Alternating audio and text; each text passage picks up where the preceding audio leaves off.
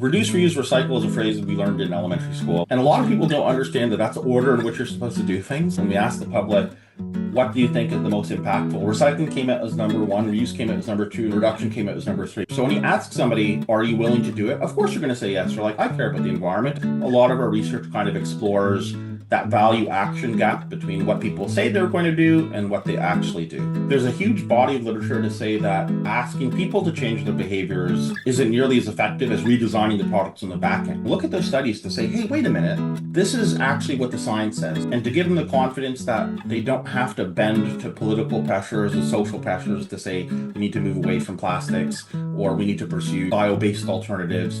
Because in many instances, you look at the science, it doesn't show that those are more effective products. Oftentimes, I'll have conversations with, say, city council or environmentalists. They'll hold up polystyrene foam and say, this is why plastics are bad. I'm like, no, that's why polystyrene foam is bad. EPR currently fixates on recycling rates for packaging, and that's the wrong thing to focus on. When you focus recycling rate as the key target, that you lose sight of those other objectives. I love the artwork on the background. Your daughter? Thank you. Those are my 8 and 10-year-old daughters. Yeah, very nice, actually. Hello and welcome to another episode of Packaging Speaks. I'm your host, Christian Ellis. Today, I am honored to be joined by Dr. Calvin Lakhan, who is the director of the Circular Innovation Hub at York University, investigator at the Waste Wiki project. He has a Ph.D. in geography and a background in economics and environmental economics. He's the author of more than 30 academic articles and more than 100 stakeholder reports, and is a frequent guest on shows like Marketplace, The National, and other places on the Canadian Broadcasting Company. Dr. Lakhan, welcome to Packaging Speaks. Thank you so much for having me. It's an honor to be here. I first ran into you on LinkedIn. You were sharing some things about your research in the packaging space, and it caught my attention as something that I felt like might be of value to people in my network. So thanks so much for speaking with me today. Oh, that's awesome. It's my pleasure. I wanted to start to talk a little bit about the standard you're creating for plastics reporting, data collection, etc. Can you talk to me about the idea behind this and what your motivation is? Sure. So, just for some background context, the Canadian federal government came up with something called the Plastics Registry, which requires all stakeholders to they basically report all information related to plastics manufacturing and retail use in Canada. And so it was kind of this very ambitious plan to kind of create a what we call chain of custody of materials. So from the point of manufacturing all the way to the point of final disposition for anybody that deals with plastics in Canada. So this includes, once again, both manufacturers, retailers, packaging producers, kind of the whole gamut of everybody involved in that process. The challenge is that, asking people to report this thing without necessarily having a framework in place to report it or rules and requirements was kind of putting the cart before the horse. And so despite this very ambitious legislation that once again was intended to be this very intensive data gathering exercise, it needed to be accompanied by some sort of framework or standard so that when producers did report that they weren't kind of all over the place or was inconsistent in the way they did it, that there was a standardized template. And that was kind of the genesis behind the open data standard is that, so we have Environment Climate Change Canada, which is kind of our federal regulatory body. And they reached out to the university to say, hey, you guys are experts in data management. Can you help us create a standard? And it should be noted that this isn't the first open data standard in the world. There's numerous open data standards for plastics that exist in other jurisdictions. The most prevalent one is something called Open3P, which is specific to the packaging industry. Where ours is a little bit different is that we address all sectors. So not just packaging, but agricultural, textiles, retail. So basically, like I said, anybody that deals with plastics, and we kind of create the rules of the game for how they're intended to report the information to the government. And that's kind of it in a nutshell.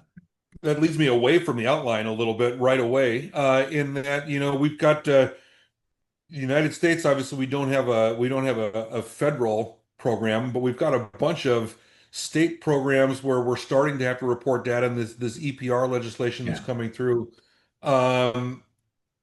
It seems like, in our case, as this legislation is moving forward, we're going to be developing different standards in every state. A lot pretty beneficial to have a federal program that's overseeing the whole country. Yeah, Um, absolutely. So just on that point, I think harmonization is going to be critical to the success of any sort of program, and there needs to be coordination with other jurisdictions. So not only within the United States of having harmonization across states so that manufacturers have like a standard rules of the game, but also interoperability with international standards. Because once again, many of these manufacturers are international in scope and nature, of and course, so I think that will be critical moving forward is a standardized standard that could be applicable across jurisdictions and localities. absolutely. Um, so I guess talk to me a little bit about, the standards out there. Where are you in the deployment of it? Is it something that's being used nationwide in Canada now? So right now we're still very much in the early stages. So as of June 1st, we have officially launched the various open data standards. It is currently, so I should qualify that by saying it is not currently publicly available. It is kind of with stakeholders to review, digest, and provide Okay. feedback and kind of their initial iterations. And then the goal is that over the next couple of months, when we accompany it with like training modules and some public documentation, that we can deploy it publicly. And essentially, as of January 2026, they will then be using the standard to report data into the plastics data registry, which the federal government is maintaining. So, very ambitious in time and scope. And so, we'll see as to whether stakeholders are able to fully comprehend and digest the standard and use it in a meaningful way. So, once again, the government kind of sets targets. As to whether we reach those targets is a different story. But Right. that's kind of the intention is that in early 2026, people will begin using the standard. When you are interacting with stakeholders, do you feel like you are dragging people along in this process, or are companies and individuals eager to participate? That's a really interesting question. So I think people definitely see the value and utility of having an open data standard. And so I think they're very enthusiastic to participate in helping shape what the standard looked like. But where I think the reticence and ambivalence comes from is what type of data that we're asking for. And so we can get into this perhaps at a later point in the discussion. The standard is very comprehensive. It's asking for very detailed life cycle information and oftentimes information that companies would see as proprietary or sensitive. And so I think part of the enthusiasm was to make sure, hey, the scope of this can't be encroaching too much on our personal private data or require us to go out and gather primary data because that's very costly. So I think a lot of that enthusiasm was, can we have a hand in helping shape and create the standard? Right, Unfortunately, the government was once again kind of very strict may not be the right word to use, but they had a very specific focus of we want all of this data and it's up for producers to figure out how to get it. And so that's where toward the later end of the standard, as people began using it, they're like, hey, Cal, or hey, university, we don't have this information or we can't readily divulge it. So that's where we see some sticking points. But I think once again, people see the utility of having a standard because they see it as an inevitability in many ways. So they're like, I'd rather right. participate in the process than get hit with it at a later date. Yeah, if you get involved now, at least maybe you can inform the process a little bit rather than be stuck with something that you really don't like and didn't help formulate. Absolutely. Makes good sense. How does that tie in with some of your other work? I guess is my next question. You've done the Waste Wiki is out there. You want to talk a little bit about that and its purpose? Sure. So our work can kind of be divided into two areas. One is like a very specific research arm, and the Waste Wiki was intended to be kind of like a consolidation of research in an open data repository. So the Waste Wiki is kind of seen as kind of an aggregation of resources for stakeholders. And so the older version of the Waste Wiki website actually had thousands of academic articles that people could access. And so we're trying to be like a Wikipedia of waste, for a lack of a better term. And so the open data standard is kind of an extension of kind of that logic and ethos of we're trying to gather information, consolidate it, and share in a way that's useful and meaningful for evidence-based decision making. And so that's kind of how those two projects tie together. And then conversely, the Circular Innovation Hub, which is our research arm, which focuses more on innovative and new research, the open data standard kind of feeds into that as well, because this information will be used to help guide where should we focus our future research interests on, what are the needs of the industry, and how can academia help fill some of those knowledge gaps. And so I think that open data standard ties in very closely to both kind of, once again, the spirit of the Waste Wiki, which is gather as much information as we can and share it with stakeholders so that they can make better decisions, as well as helping guide future research through the Circular Innovation Hub. Sure. If you are if you're a packaging engineer in the United States, in Canada, wherever, how can you use the resources how could a packaging engineer use the resources you've developed to inform their package development process? So that's an excellent question. So one is so going referring to the Waste Wiki is the waste library. So we actually had this really unique feature where stakeholders could request academic papers, and through kind of our relationships with some of the academic journals, we were able to disseminate that information freely. So we're actually seen as kind of a knowledge repository for a lot of stakeholders, and we get requests all the time.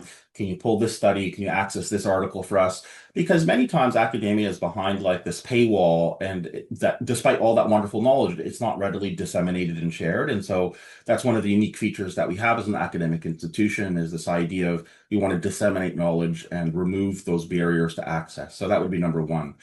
Two is that a lot of our focused research is also on kind of life cycle analysis and trade-offs and decision making. And so through our life cycle analysis work, and a lot of our studies are posted online, you can see, well, what material makes sense in certain applications. And more recently, we've actually moved to something what we call a material agnostic framework. So it's kind of getting packaging specialists and engineers to rethink their attitudes towards packaging. And what do I mean by that? So material agnosticism is when you don't have any preconceived notion about what is sustainable, what is not sustainable, what is a good Plastic is material bad. versus bad material. This is about strictly relying on the science to say what makes sense given the use case, what the properties of the package that I hope that it needs. Kind of all the decisions that drive why you choose the materials that you do, and removes kind of the value judgment out of it. And so we feel that our material agnostic framework provides kind of a decision-making criteria saying these are all the things you need to consider.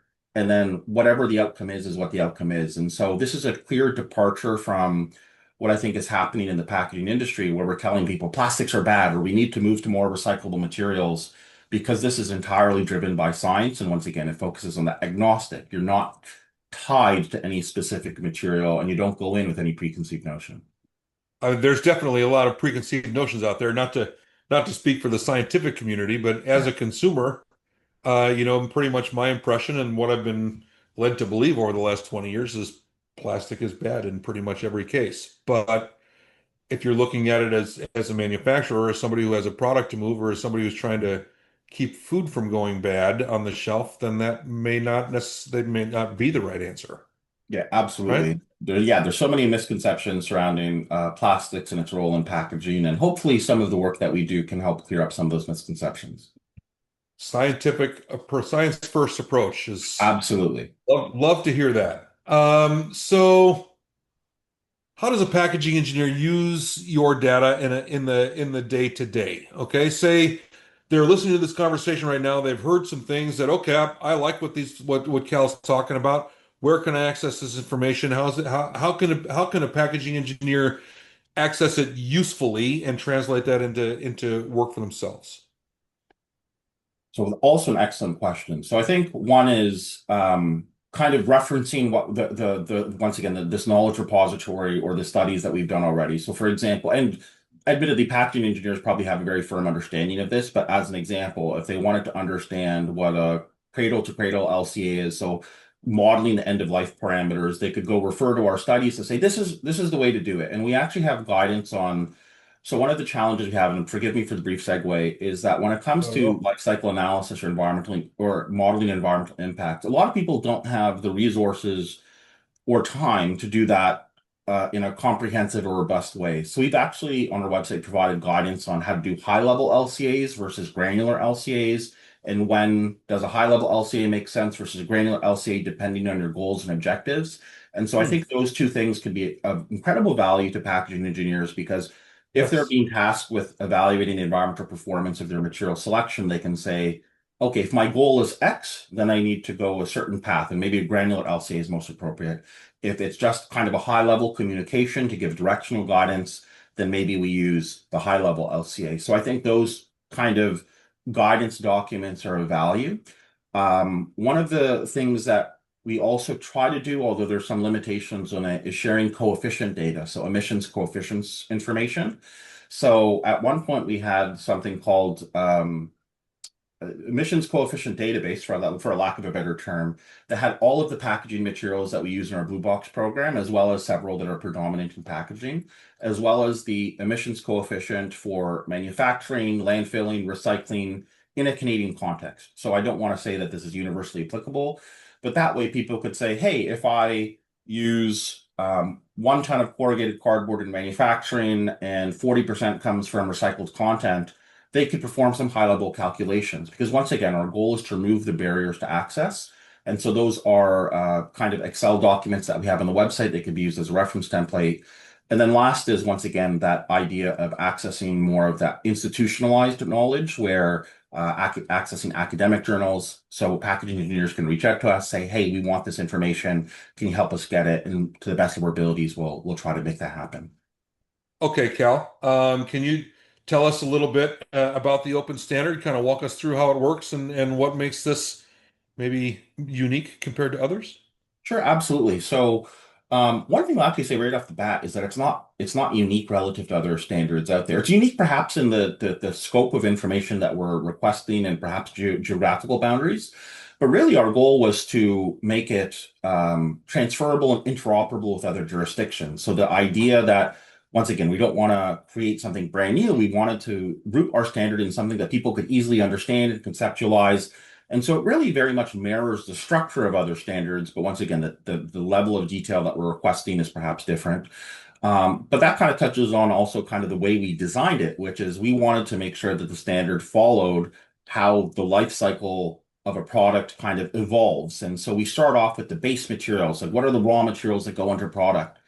And then the next stage is how do you transform those materials into something that is aluminum ore into aluminum ingot. So then we go into what we call just regular materials that are then used in the manufacturing of a product. So the next stage is manufacturing. Without going into all of the individual steps, it's think of once again the life stage of a plastic product or package in general, and how does it move all the way from manufacturing to the point of final disposition, and from the final point of disposition, that if it can be recycled, reused, or diverted in some way, how does it get turned back into a new product? And so the open data standard follows each of those stages, and the information that we request corresponds to each of those once again. So, and if you're doing end of life, we request recycling information. If we're doing manufacturing, we require energy input information.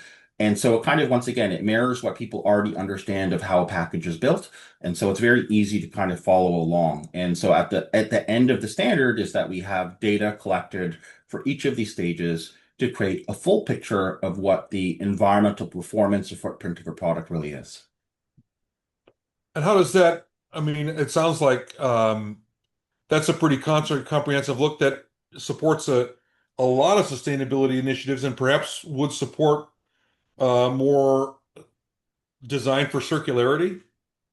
Yeah, absolutely. So one of the key drivers of this project is that we want to make sure that this information can be used to guide not only circular economy principles, but sustainability principles in general. And it's really important that we remember sustainability is economic, environmental, and social. And so a lot of the data points that we request, and perhaps this is where it's a departure from other standards, is that we do ask for information on the economics, or if people have information on social impacts as well. Admittedly, that's so the way we request data is divided into mandatory versus voluntary. So a lot of kind of the social and economic dimensions are voluntary submissions. But our goal is, once again, is that we're trying to create a more sustainable plastics ecosystem in Canada. And the only way to do that is to gather sufficient data on all of the individual three components of sustainability. And so once again, the core ethos of this product is to drive circularity, drive zero waste, drive sustainability. And so we kept that in mind when we identified what data parameters we're requesting from stakeholders. As to whether stakeholders are in a position to provide that information at this juncture remains to be seen, but it's important to think of this as an evolutionary exercise that, you know, if we were to launch this in January of 2026, there's a good chance that producers may not have access to a lot of this supplementary information. But now that they know it's being requested, that the government wants it, hopefully it cues people up to say, hey, we need to start thinking of how do we track this information? How do we gather this data? And how do we report it back in a meaningful way? So hopefully in a year's time or 2 years' time, we can start developing a more robust data set for these softer parameters. Well, can you tell me about the Circular Innovation Hub? Where did it come from? What's the mission? Sure. So Circular Innovation Hub is distinctly different than the Waste Wiki. Once again, the Waste Wiki was kind of seen as an aggregation of information and a data repository. The Circular Innovation Hub is our research arm. So this is our cutting edge research in all things related to Yeah. waste. And so our work can be divided into a couple different categories, and some of it may not be pertinent to specifically your audience. So we focus a lot on consumer behavior. Why do people behave the way they do? What influences their recycling decisions and their diversion decisions? And so, really quick anecdote, because I know this is big in the packaging world right now, is this idea of using sustainable labels on packaging and perhaps even using smart scan technology with their phones. So we do a lot of research to say, do people interact with packaging that way? Are they using it as a primary method to gather information regarding the sustainability of their products and packages? And the answer is unequivocally no. And so we do a lot of Except for my wife, yeah. Oh, there's always gonna be the good right? performers or the good people. But and I actually, this can't kind of remember. sorry. Go I ahead. can't. There's an app that she uses, and I can't remember the name of right now. That she scans the QR code and it tells her information about the product. Here are the preservatives. Here in the U.S. we have to worry about, oh, here are cancer-causing agents that are in your food and all this stuff. So she definitely will scan and read about things in the product, but I don't know if she'd do that about the package itself. She is a much better environmentalist and social and health conscious than I am. It's when I go to the Well, store, she in and she out. had kidney cancer and had a kidney Um, removed, and now she's very, very conscious about no, that what chemicals are near us and what we're eating and all that stuff. So no, I think that makes a I, lot of I sense. right. And I think that you're always going to have a subset of consumers that are engaged, whether that be for personal reasons or socially conscious reasons. So I don't want to say universally that these labels are not effective, but what we But notice is, there's yeah, it's one of those things where people have to understand that asking somebody how they feel about something is a very different mindset than being in a store and actually buying something. So one is called right. habitual behavior or transient behavior, and the other one is called introspective behavior. So when you ask somebody, "Are you willing to do it?" Of course you're going to say yes. They're like, "I care about the environment. I'm going to scan that package." But when you're in the store, you largely do things out of habit, and you're like, "I buy on lowest cost. I buy based on my product preference." You're not really thinking about your values. And so I don't want to go too far off topic, but a lot of our research kind of explores that value action gap between what people say they're going to do and what they actually do. Another big dimension of our That sounds research. like very valuable information for packaging engineers. Yeah, it's interesting. Actually, a lot of the companies that do engage us are CPGs. So I recently gave a talk for Campbell's soup company. I'm sure they do stuff other than soup, but that's how I think of them. Is they were Yeah, really keenly interested in once again understanding that value action gap and whether it makes sense to try to convince consumers to recycle. So there's a huge body of literature to say that asking people to change their behaviors isn't nearly as effective as redesigning the products on the back end. And so it's kind of taking emphasis off of consumer shoulders and say, hey, if you make the product, you better kind of design for the environment or design for sustainability. Because most evidence would suggest, and this is an awful thing to say, is that consumers are not great environmental citizens unless you make it super easy and super cost effective. The moment you start asking them to do extra stuff like wash out their containers or like tear off lids and separate stuff out, they don't do it. And so companies are very keenly interested in understanding, do we continue to invest in promotion and education, or do we focus more on the back end engineering side of things where can we redesign our products? And so we get engaged on that side quite a bit.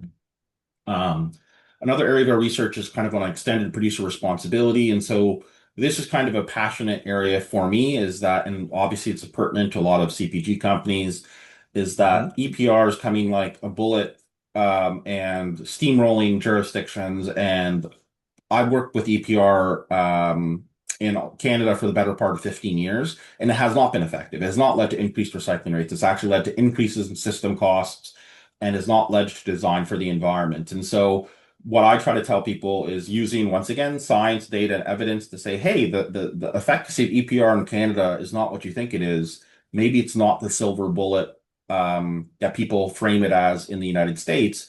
And just caution people, not to say EPR can't work. EPR as a conceptual framework is fantastic, but it's how you do it. And so I think EPR currently fixates on recycling rates for packaging, and that's the wrong thing to focus on. We need to be thinking about lightweighting, using less materials, increasing efficiencies in logistics and transportation. And oftentimes, when you focus recycling rate as the key target, that you lose sight of those other objectives. And recycling and sustainability are not the same thing. And I know I'm going off topic, but so we do a lot You're of doing work. great. Yeah, so we do a lot of work on EPR and helping guide people to say, if you design a system, what should the considerations be? And if you're a packaging producer, how do you navigate these? And I think this would speak to your audience. Packaging producers and engineers are kind of in a really tough spot because they're being told, don't use plastics, try to use more recyclable materials, but they're also being told we need to have efficient packaging that can, extend shelf life, or you can fit more of it on a truck. And so they have like all these countervailing forces where in some instances it actually makes sense to use lightweight composite plastics because it's the best performing material for that application. But then their sustainability team is saying, well, that can't be recycled, so maybe you should use something else. Or we're going to use eco-modulation to incent you to switch from composite into a mono material. And that's not necessarily the most sustainable outcome. And so what we try to, once again, is educate people about, once again, just because you can recycle something doesn't mean it's the most sustainable outcome. And giving packaging or giving people in the packaging space the confidence to say that without experiencing a lot of political blowback saying, hey, you're trying to shirk your responsibility. No, it's not about shirking responsibility. It's about designing the most efficient package for its specific application. And sometimes that's not the most recyclable material.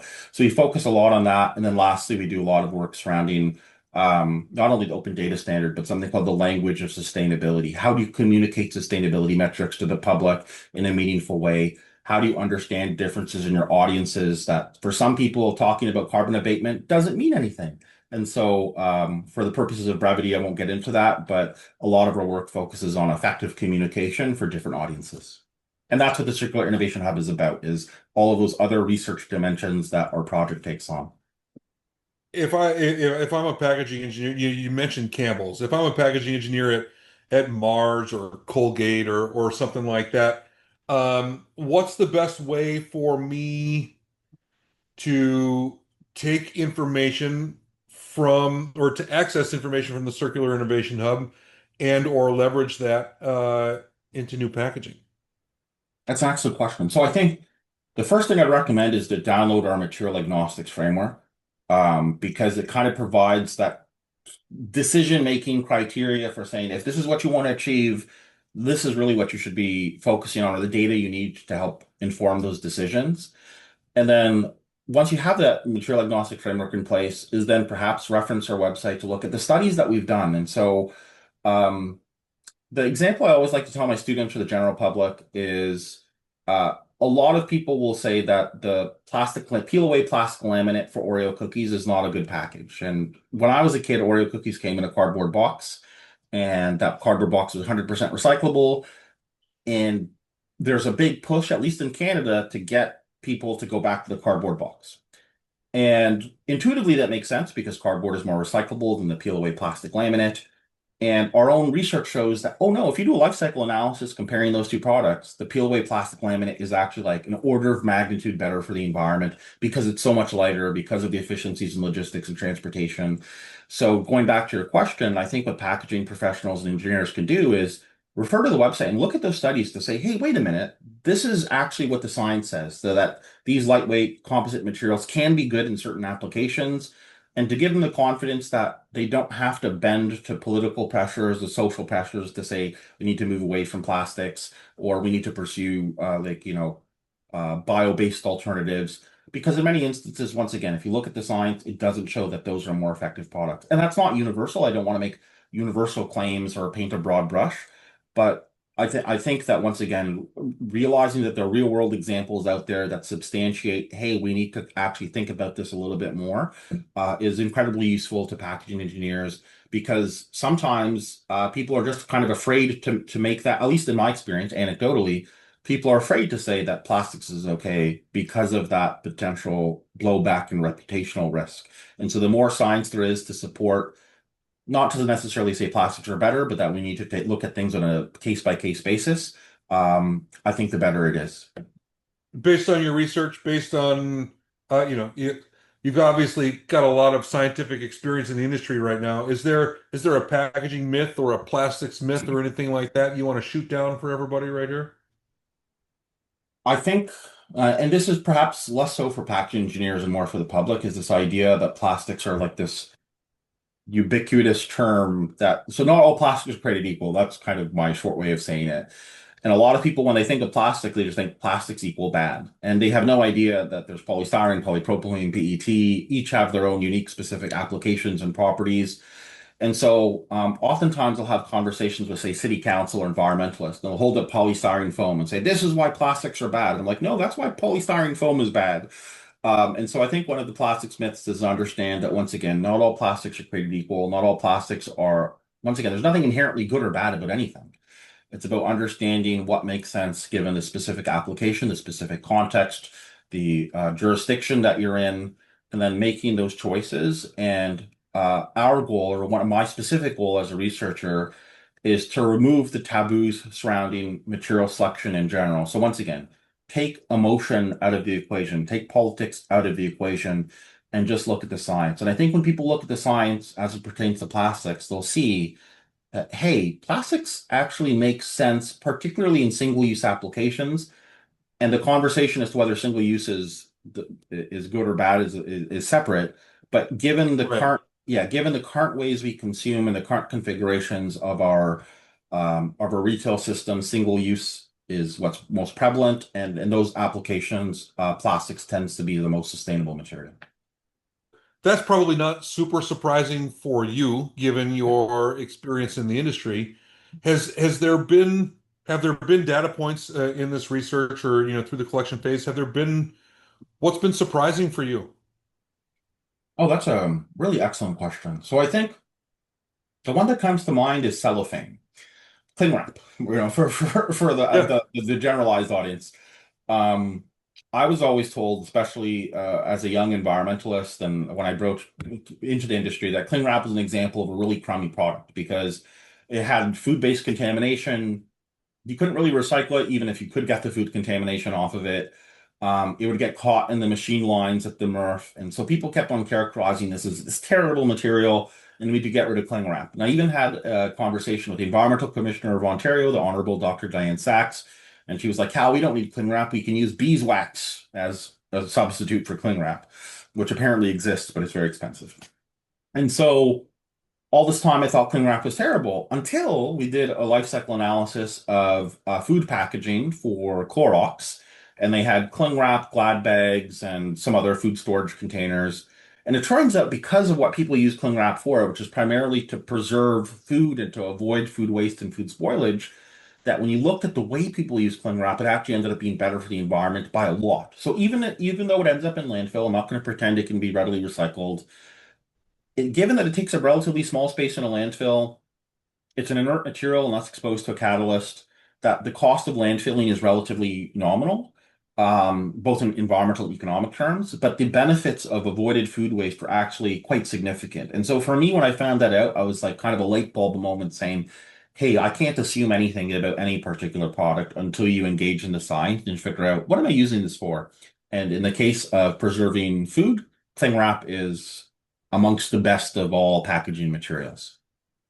If you look at um, greenhouse gas emissions from not just from a packaging but from a holistic perspective, one of the biggest, if not the biggest contributor to greenhouse gases is food waste, right? Absolutely. And just on that topic, it's like we have an abnormal fascination with specifically retail recycling of printed paper and packaging, and we tend to ignore, once again, so the idea of like organics ending up in our landfill actually is a much larger environmental footprint than attempting to recycle or not recycle a given packaging product. So optically, we tend to put all of our eggs in this one basket of we need to recycle all of our packaging when we really need to be taking a step back and saying, well, what is the total system impact, whether that be avoided food waste, organics going to a landfill, all the other variables involved. And I think if you took that holistic perspective, you'd end up with much different answers than kind of, once again, that recycling Right. oriented goal. But then we'd have to have a much larger conversation about whether or not economic systems built on this growth are really sustainable and if we're and nobody's ready for that conversation. Yeah, I and don't. yeah, but it's outside the scope of this conversation and the time that we have. But those are very valid criticisms and critiques to say that we're not necessarily going to be operating in our current system forever, that we should potentially be moving towards something that's more oriented towards reuse and away from single-use consumption. But we operate in the reality that we're in. And so I always tell people that you make decisions based for the conditions that you're facing and not on like this potential future scenario that may or may not happen. And Right. hopefully it does happen, but given the current trajectory, I don't see it happening in a meaningful way in the near term. So what we can do right now is reduce and reuse and recycle as much as possible until we look at a much more holistic change to our economic systems. Yeah. Absolutely. And just on the topic of the three R's, sorry to interject. It No, amazes please. me. So, reduce, reuse, recycle is a phrase we learned in elementary school, at least in where I Yep. went to school. And a lot of people don't understand that that's the order in which you're supposed to do things. So we did this really fascinating research that when we asked the public, what do you think is the most impactful? Recycling came out as number one, reuse came out as number two, and reduction came out as number three. So it was an inversion of the waste hierarchy. And it's funny that you have to remind people that, hey, no, this is the order in which you're supposed to do things. And waste reduction should be the goal of not only society as a whole, but packaging engineers when they make their product. Our goal is to reduce the amount of waste or materials that we use and is not to recycle everything. So I just thought I'd throw that out there because a lot of people, Yeah, that's a again, great they just point. think it's a slogan and not necessarily the order. No, it's definitely a hierarchy. Yeah, The best way to keep something out of a landfill is to not buy it to begin with, or to not, absolutely. reduce is number one. Yeah. Okay. Let's see. Anything else that you feel like the packaging community, the technical folks who are the real audience of this show, anything you want to convey to packaging engineers? Yeah, they're mostly in the US. I've got some global people in the audience, but anything you would convey to technical people working on packaging in the United States right now? Hmm. I think once again, that more holistic perspective of, and I'll give you a very real world example of this, is that sometimes people operate in silos. Like you look at the environmental performance of a packaging product, but don't necessarily overlay that with the economic dimensions. And so one of the metrics we had come up with, and I shouldn't say came up with, it existed before, but one of the metrics we use in our literature is dollars spent to abate 1 ton of carbon. So when you look at material trade-offs, it's not just about the environmental performance of these materials, it's how much do I have to spend to reduce carbon by 1 ton in order to achieve that outcome. And when you look at different materials, you'll notice vastly different dollar figures associated with that. And so this idea, just to reuse a phrase I used earlier, not all materials are created equal. And so having packaging engineers, and I'm sure they already do this. I'm not a packaging engineer myself, but once again, really fully understand what is the opportunity cost of my decision. That if I choose this material out of all the potential materials available to me, what is the economic opportunity cost? What is the potential social opportunity cost? And to kind of think about all the trade-offs that are involved. And so, while I'm sure packaging engineers do engage with this in some capacity, my anecdotal experience just talking to people is that once again, we get siloed. We think of either things in strictly economic terms or strictly environmental terms, when really we need to be looking at the intersection of these dimensions when we think about, once again, what are the trade-offs. So that would be a potential suggestion or anecdote for packaging engineers. Seems like a pretty universal suggestion. You have a tendency to get focused in on your work and here's what I'm looking at. Pick your head up, see the whole picture, understand the world you're in. Great advice. I think I hope that we've provided a lot of value for the packaging community here in the US. I think that you've brought a lot of good knowledge here, Doc. I appreciate your time. If companies want to engage with you or your research, the university website's the best place. Should they look you up on LinkedIn? What would you like? So And Circular Innovation Hub website is a great place to start. Also, feel free to just innovation. to reach out over LinkedIn or email. I'm relatively easy to get a hold of, and I'm happy to have these conversations. And so I really appreciate this opportunity today because sometimes academia doesn't have a platform to share our research with people that are actually decision makers, the people who are making the products. Publishing an academic journal is wonderful, but our tends to be fairly limited in scope. And so the opportunity to share this information with your group of stakeholders and your audience is a tremendous opportunity, and I really appreciate that. Well, I appreciate you giving us your time. I think it's I believe it'll provide a lot of value for our audience as well. So, I again, I appreciate your time and all of the work you're doing to help our planet and our industry. And I look forward to opportunities and I hope for opportunities actually for future collaboration. We're working to develop some new resources here and educational resources and career development resources for packaging engineers. And I definitely see a place in ongoing research and for ongoing research in academia to participate. So Awesome. let's continue to keep in touch. Okay? Wonderful. Thank you. Hope you have a Great. wonderful day. Thank you. Same to you. We'll Thank be in you. touch. Take care.